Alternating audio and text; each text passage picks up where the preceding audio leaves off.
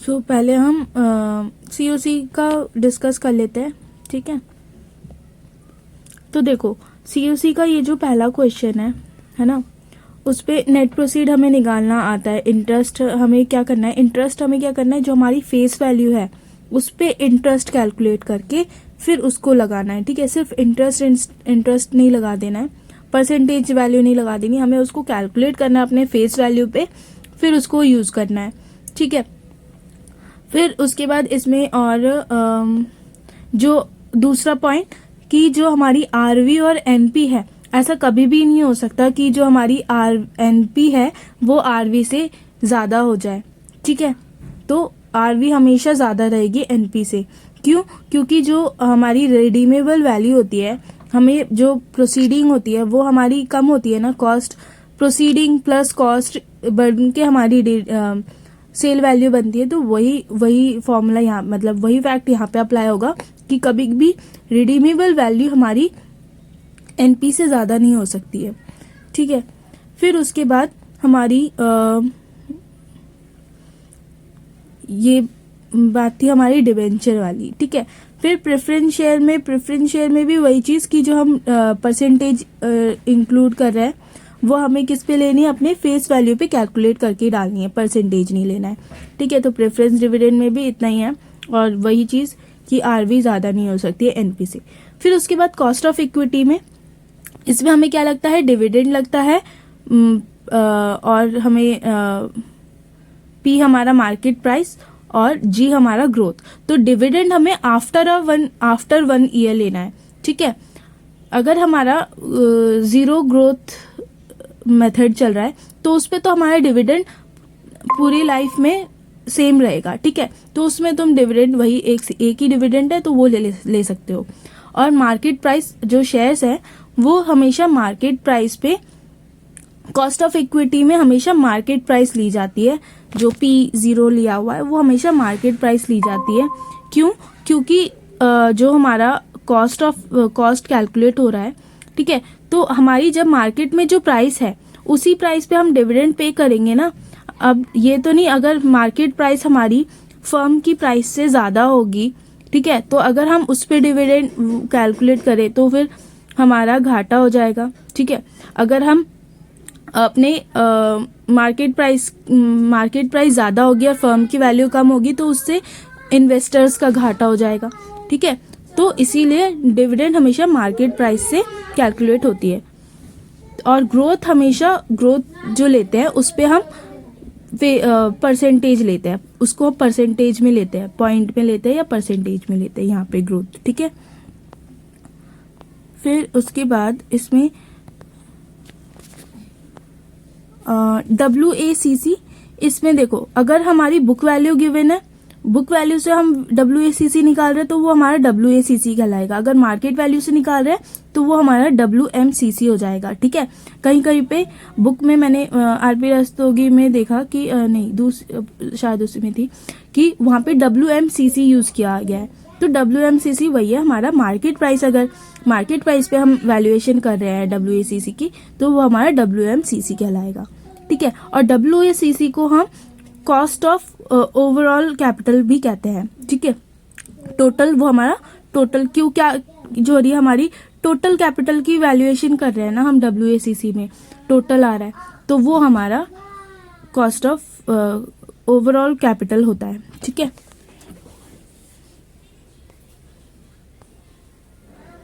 बस KOC में यही बातें ध्यान रखने वाली थी।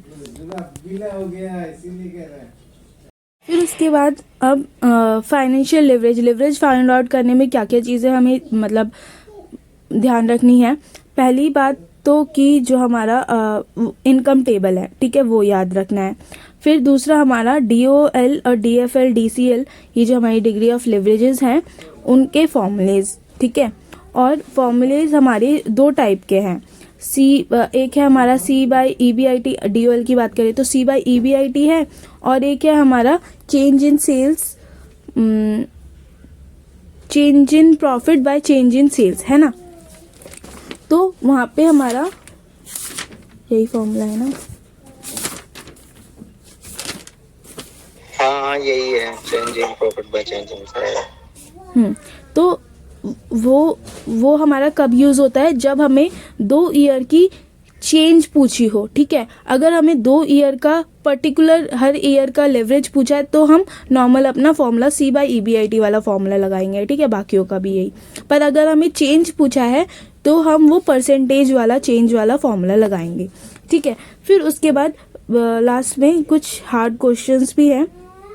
और लेवरेज होता है कि जिसका लेवरेज हमारा डिग्री ऑफ लेवरेज जिसका कम आएगा वो ज़्यादा हमारा बेनिफिशियल है, ठीक है। अगर हम 2 फर्म की निकाल रहे हैं और जिस 2 फर्म में, जैसे ये वाला क्वेश्चन है ऑपरेटिंग, इसमें हमारी DOL हमारी सबसे कम किसकी है, फर्म A की है, ठीक है। और DFL हमारी फर्म C की है। अब कंबाइंड लेवरेज देखें तो हमारी सबसे कम किसकी है, फर्म A की है। तो जो फर्म A है उसमें रिस्क कम है। लेवरेज से हम क्या फाइंड करते हैं, रिस्क फाइंड करते हैं कि फर्म को कितना रिस्क हो रहा है। डिपेंडेंट जो देखो, जब डिग्री निकालते हैं तो ये जो नीचे वाले फैक्टर्स हैं वो हमारे इंडिपेंडेंट फैक्टर्स हैं, पर जो ऊपर वाले फैक्टर्स हैं वो हमारे डिपेंडेंट फैक्टर्स हैं, ठीक है। कि वो तो जो रिस्क है वो जिस पे कम होगा वो बेनिफिशियल हमारा फर्म, ठीक है, वो फर्म हमारा बेनिफिशियल होगा, ठीक है। और जिसका सबसे ज़्यादा होगा वो बहुत ज़्यादा रिस्की फर्म है। फिर उसके बाद क्वेश्चन का है कि कभी कभी बोलते हैं कि परसेंटेज चेंज इन सेल्स निकाल दो। तो परसेंटेज चेंज इन सेल्स हमारा कौन से वाले फॉर्मूले में है, हमारा कंबाइंड लेवरेज वाले फॉर्मूले में है और हमारे ऑपरेटिंग लेवरेज वाले फॉर्मूले में। तो अब ये दोनों फॉर्मूले से हम देख लेंगे कि कौन सी इन्फॉर्मेशन हमें गिवन है, उस फॉर्मूले से हम निकाल देंगे। कभी कभी बोलता है कि EPS में चेंज करना है, उससे हमारी सेल्स में क्या चेंज आएगी वो निकाल के दिखाओ, तो हमारी कंबाइंड लेवरेज वाला फॉर्मूला हम यूज कर लेंगे, ठीक है।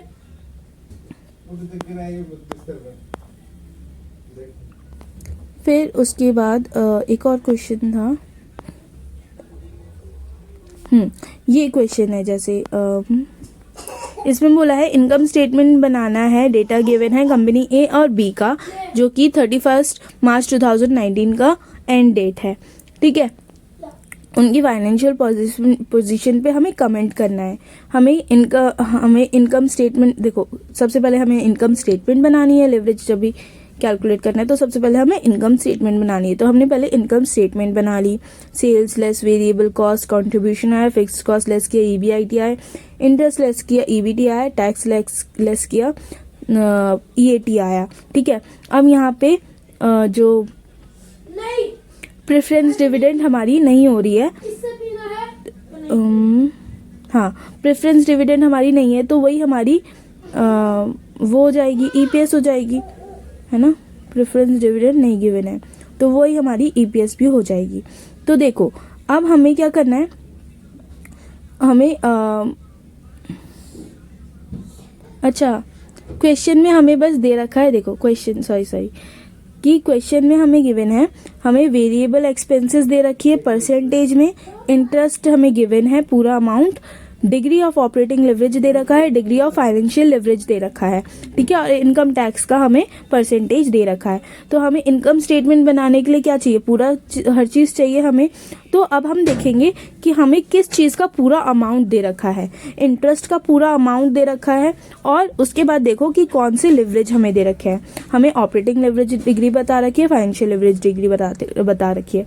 अब जो इंटरेस्ट है वो किस में यूज़ होता है, वो हमारा EBIT/EBT होता है ना। उसमें EBIT और EBT में क्या डिफरेंस है, हमारा इंटरेस्ट, ये देखो इनकम स्टेटमेंट जो हम करते हैं इंटरेस्ट गिवन है, ठीक है। तो इंटरेस्ट का ऊपर का और नीचे का हम निकाल लेंगे कि इंटरेस्ट का फर्क आएगा ना, बस एक इंटरेस्ट का फर्क आएगा। तो EBIT बाय हम EBIT माइनस I कर देंगे, ये वाला फाइनेंशियल लेवरेज वाला फॉर्मूला हम लगा लेंगे। तो उससे क्या होगी, हमारी EBIT निकल आएगी। अब जब हमारी EBIT निकल आई और EBIT निकल आई उसके बाद हमारी क्या गिवन, हमारे ऑपरेटिंग लेवरेज गिवन है। तो EBIT का ऑपरेटिंग लेवरेज गिवन है, EBIT गिवन है, तो उससे हमारी कंट्रीब्यूशन निकल आएगी, ठीक है। अब जब हमारी कंट्रीब्यूशन निकल आ चुकी है, ईबीआईटी निकल आ चुकी है, तो कंट्रीब्यूशन निकल आ गई है और हमें क्या गिवन है, हमें वेरिएबल कॉस्ट का परसेंटेज गिवन है। तो हमारी सेल्स निकल आएगी, किससे कैसे निकलेगी, कंट्रीब्यूशन से 1 माइनस हम वेरिएबल कॉस्ट निकाल देंगे, है ना। तो हमारी सेल्स निकल आएगी, ठीक है। मतलब कंट्रीब्यूशन में divided by 1 minus variable expenses का परसेंटेज, तो हमारी सेल्स निकल आएगी। अब जब हमारे पास सेल्स आ गई है तो हम इनकम स्टेटमेंट बना लेंगे। सेल्स, वेरिएबल कॉस्ट हमें है, कंट्रीब्यूशन हमारे पास है, तो ईबीआईटी भी हमारे पास है, तो फिक्स्ड कॉस्ट वहाँ से निकल आएगी। इंटरेस्ट हमारे पास है तो ईबीटी हमारी निकल आएगी। टैक्स हमें पता है तो ईएटी निकल आएगी, ठीक है। ठीक है, इसमें कुछ पूछना है? हेलो, लिवरेज में मतलब यही सारी चीजें थी जो मतलब थोड़ी ये जो लास्ट वाला अभी जो क्वेश्चन बताया ये थोड़ा मतलब कॉम्प्लिकेटेड सा है, तो उसका मैंने फॉर्मूला बता दिया कैसे कैसे करना है, ठीक है। तो यही सारी चीजें हमारी थी लिवरेज में। अब हम करते हैं अपना ईबीआईटी ईपीएस एनालिसिस, ठीक है। सो ईबीआईटी ईपीएस एनालिसिस ये हमारा मेन नहीं है, इसमें से क्वेश्चन आ भी सकता है और नहीं भी आ सकता है, पर अगर आ गया तो आएगा वो लिवरेज के साथ आएगा, ठीक है। लिवरेज में ही नीचे 1 पॉइंट 2 पॉइंट में ऐड कर दिया कि ईबीआईटी ईपीएस एनालिसिस करके दिखाओ, ठीक है। तो अगर आ जाए, ज़्यादा से 2 से 3 मार्क्स का होगा, तो अगर आ जाए तो कर पाओ, तो इसीलिए बता दे रही है, ठीक है। तो ये वैसे इसके बाद ही निकलता है ना, मतलब अर्निंग, हाँ इसके आगे तो निकलता है डिविडेंड माइनस करके, और सॉरी नंबर ऑफ शेयर वो करके ना, डिवाइड करके। हाँ, वो तो ईबीआईटी हमारा कैसे निकलता है पता है, ईपीएस हमारा हाँ। कैसे निकलता है पता है ना। पर ये एनालिसिस कुछ और है। इसके हमारे 2 ठीक है। मेथड है, एक हमारा ब्रेक इवन पॉइंट एनालिसिस और एक है हमारा इंडिफरेंस पॉइंट एनालिसिस।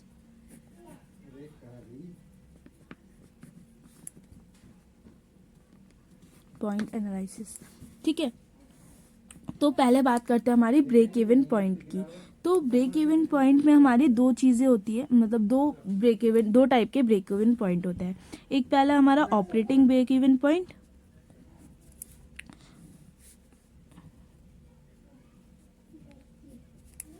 और दूसरा है हमारा फाइनेंसिंग ब्रेक इवन पॉइंट।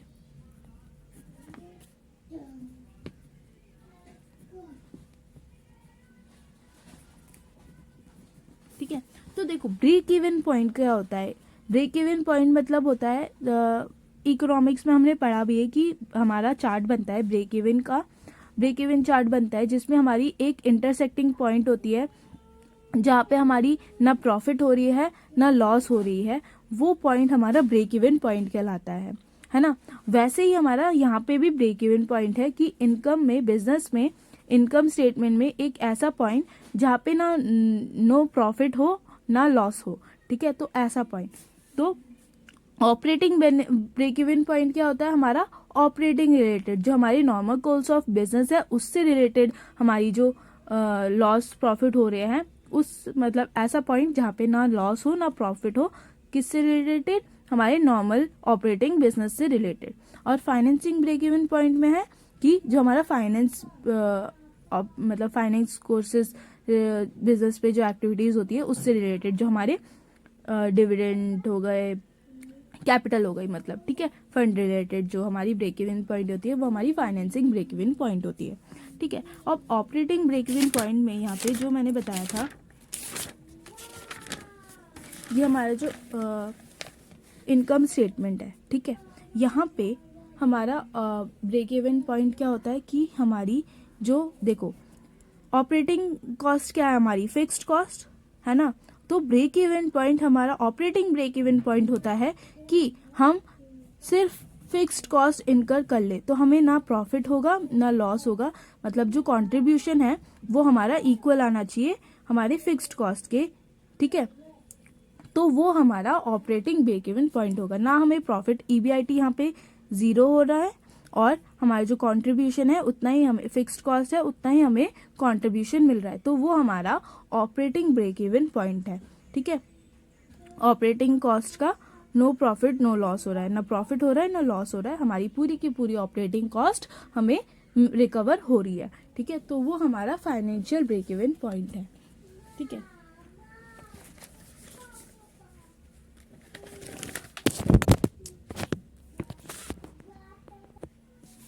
तो ऑपरेटिंग ब्रेक इवन पॉइंट का फॉर्मूला क्या है हमारा, ये हमारा फॉर्मूला है कि fixed cost by cost contribution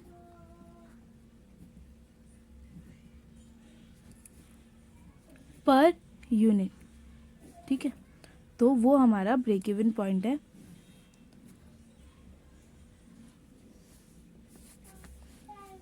मतलब हमें अगर ब्रेक इवन पॉइंट निकालना है, ऑपरेटिंग ब्रेक इवन पॉइंट निकालना है, तो हमें fixed cost by contribution per unit को डिवाइड करना है, तो हमें पता चल जाएगा कितने नंबर ऑफ यूनिट्स पे हमारा, कितने नंबर ऑफ यूनिट्स प्रोड्यूस करने पे हमारा ऑपरेटिंग ब्रेक इवन पॉइंट आएगा।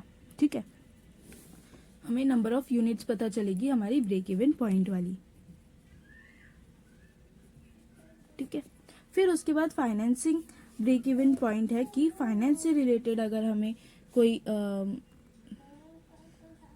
मतलब जो हो रही है तो जो हमारे फाइनेंस से रिलेटेड है, जो हमारे प्रेफरेंस डिविडेंड है, डिबेंचर है, EPS से रिलेटेड हमारी जो कॉस्ट है, उसमें हमारी जो हमारी सिर्फ कॉस्ट पड़ रही है वो रिकवर हो जाए, तो वो हमारा फाइनेंसिंग ब्रेक इवन पॉइंट होता है। इसका फॉर्मूला होता है, इसका फॉर्मूला है कि इंटरेस्ट चार्जेस, जो हमें इंटरेस्ट पे करना है अपने डिबेंचर होल्डर्स को, ठीक है, माइनस में प्लस में हमारे अगर प्रेफरेंस डिविडेंड है, तो अगर प्रेफरेंस डिविडेंड नहीं है तो सिर्फ इंटरेस्ट लेंगे, अगर प्रेफरेंस डिविडेंड है PD बाय 1 माइनस टैक्स, कि उसका हमें टैक्स डिडक्टेड वाला। ठीक है, तो ये हमारा फाइनेंसिंग ब्रेक इवन पॉइंट होता है। EPS देखो, जो हमारा इक्विटी शेयर है वो तो हमारी फिक्स्ड नहीं है ना, जो हमारी यहाँ पे हमने जो फिक्स्ड कॉस्ट ली थी उस पे हमारी है, तो जो हमारी फिक्स्ड कॉस्ट है, इंटरेस्ट डिबेंचर्स को जो हमारा इंटरेस्ट जा रहा है वो हमारी फिक्स्ड है, प्रेफरेंस डिविडेंड को जो इंटरेस्ट जा रहा है वो हमारी फिक्स्ड है। तो हमारी जो फाइनेंसिंग मतलब फाइनेंसिंग इनकम आती है उसमें हमारी इंटरेस्ट रिकवर हो जाए डिवेंचर होल्डर वाली, और प्रेफरेंस डिविडेंड वाली इंटरेस्ट रिकवर हो जाए, तो वो हमारा फाइनेंसिंग ब्रेक इवन पॉइंट होता है। ठीक है, बस फॉर्मूला पुट करना है और अमाउंट बता के दिखाना है, अगर ऐसा आए तो फॉर्मूला इजी सा है, वो भी मैंने बता दिया कि कैसे होता है। ठीक है, फिर उसके बाद हमारा इंडिफरेंस पॉइंट पे आते हैं।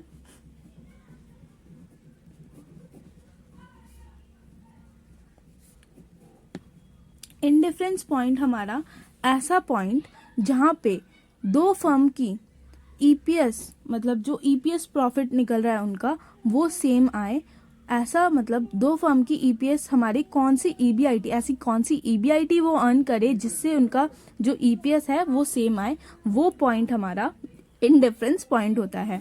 कि हमें दोनों की EPS को, दो फर्म है, फर्म A और फर्म B, ठीक है, दोनों की EPS को हमें सेम रखना है। ठीक है, और EPS हमारा किससे निकलता है, EBIT से निकलता है ना, है ना। इनकम, जो हमारी इनकम टेबल है, हमारी जो EPS निकली, ठीक है, तो उससे पहले हमारा जो ऊपर का था, तो हमारा जो फाइनेंसिंग कॉस्ट मतलब फाइनेंसिंग इनकम होती है वो कहाँ से शुरू होती है, EBIT से शुरू होती है ना। EBIT में से इंटरेस्ट माइनस करते हैं, फिर टैक्स माइनस करते हैं, फिर हमारी डिविडेंड माइनस करते हैं, फिर हमारा जो भी चीजें हैं, है ना। तो EBIT से शुरू हो रहा है, तो EBIT को देखते हुए हमें एक ऐसा EBIT अमाउंट निकालना है जिससे दो फर्म की EPS सेम आए। तो देखो, ईपीएस सेम आनी है, तो ईपीएस का फॉर्मूला क्या होता है, ईबीआईटी माइनस में इंटरेस्ट, है ना, तो हमारा क्या निकलेगा, ईबीटी निकलेगा। फिर उसमें से हम क्या करते हैं, टैक्स माइनस करते हैं, तो हमारा ईएटी निकलता है ना। अब उसमें से हम ईएटी, हम यहाँ पे ये लेके चल रहे हैं कि हमारी जो है इंटरेस्ट टैक्स दिया, प्रेफरेंस डिविडेंड नहीं है अगर, तो ठीक है। और अगर प्रेफरेंस डिविडेंड होगी तो उसमें से फिर माइनस हो जाएगा हमारा क्या, अपना प्रेफरेंस डिविडेंड का वो माइनस पीडी हो जाएगा अगर प्रेफरेंस डिविडेंड है तो। बाय में हमारा नंबर ऑफ शेयर्स, ठीक है, तो ऐसे ही हमारा ईपीएस निकलता है ना। Number of shares EPS divided by, EPS कैसे निकलता है, dividend for equity share holders by number of shares, और dividend for equity share holders कैसे निकलता है हमारा, ईएटी मैंने बताया, EBIT minus interest minus tax हमारा ईएटी आता है। फिर उसमें से हम डिविडेंड माइनस कर देते हैं तो हमारा मतलब earning for dividend for equity share holders आ जाता है, अगर रिटेन ना करके रखे तो। रिटेन करके रखे तो उसमें फिर रिटेन भी माइनस हो जाता है, पर ऐसा कोई क्वेश्चन है नहीं, आएगा भी नहीं, ठीक है, इतना हार्ड। अच्छा,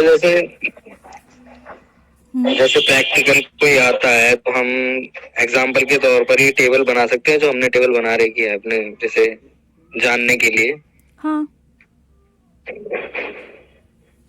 ओके। तो देखो, वैसे तो क्वेश्चन जितने भी क्वेश्चन हैं हमारे, उसमें या तो एक फर्म होगी जिसने सिर्फ इंटरेस्ट ले रखा होगा, डिवेंचर होल्डर्स दे रखे होंगे और कुछ नहीं, या फिर इक्विटी शेयर होल्डर दे रखा होगा और कुछ नहीं, और बाकी दूसरे ने उससे एक पॉइंट आगे तक दे रखा होगा, ठीक है। तो यही फॉर्मूला यहाँ पे भी पुट करना है। फिर उसके बाद हमारा क्या आएगा, एक ईबीआईटी अमाउंट आएगा जो कि हमें बताना है। इस ईबीआईटी को दोनों फर्म को ये ईबीआईटी अर्न करना पड़ेगा, तब जाके उनका इंडिफरेंस पॉइंट होगा इस ईबीआईटी पे, ठीक है, ठीक है, आया समझ। तो हमारा बस ईबीआईटी ईपीएस एनालिसिस इतना ही था, बस 2 फॉर्मूले हैं बस, और कुछ नहीं है। और देखो, ऑपरेटिंग फाइनेंसिंग वाला, ऑपरेटिंग ब्रेक इवन पॉइंट का क्वेश्चन नहीं आएगा, ठीक है। और अगर आएगा क्वेश्चन तो फाइनेंसिंग ब्रेक इवन पॉइंट का आएगा, या तो इंडिफरेंस पॉइंट का आएगा। ज़्यादा चांसेस है कि इंडिफरेंस पॉइंट का आए, ये भी ना आए, ठीक है। और चांसेस ये भी नहीं है कि ये आएगा या नहीं आएगा, आ भी सकता है, नहीं वैसे ये आएगा, ऑप्शन में आएगा ना, ऑप्शन में नहीं, अगर आएगा भी तो ऑप्शन तो में। लेवरेज का क्वेश्चन होगा, उसी के नीचे पॉइंट होता है ना कि ये निकाल के दिखाओ, तो एक पॉइंट आ सकता है लास्ट पॉइंट की इंडिफरेंस पॉइंट निकाल के दिखाओ या फाइनेंशियल ब्रेक इवन पॉइंट निकाल के दिखाओ, ऑप्शन अच्छा, जैसे उसी में इंक्लूडेड जैसे क्वेश्चन। टोटल क्वेश्चन कितने आने हैं, वैसे टोटल क्वेश्चन चार आने हैं या 5 आने हैं, तो हर एक यूनिट में से एक क्वेश्चन आएगा और हर एक यूनिट का और करके आएगा ना, बट वो एक ही यूनिट के होंगे सारे। इसका ना तुम वो देख लो, अमीन इन्फो पे उन्होंने वो बता रखी है क्या कैसे क्वेश्चन पेपर आते हैं, या फिर तुम 10 ईयर से लास्ट 10 ईयर के क्वेश्चन पेपर मैच कर सकते हो, क्या क्या कैसे क्वेश्चन आते हैं, ठीक है। फिर उसके बाद हम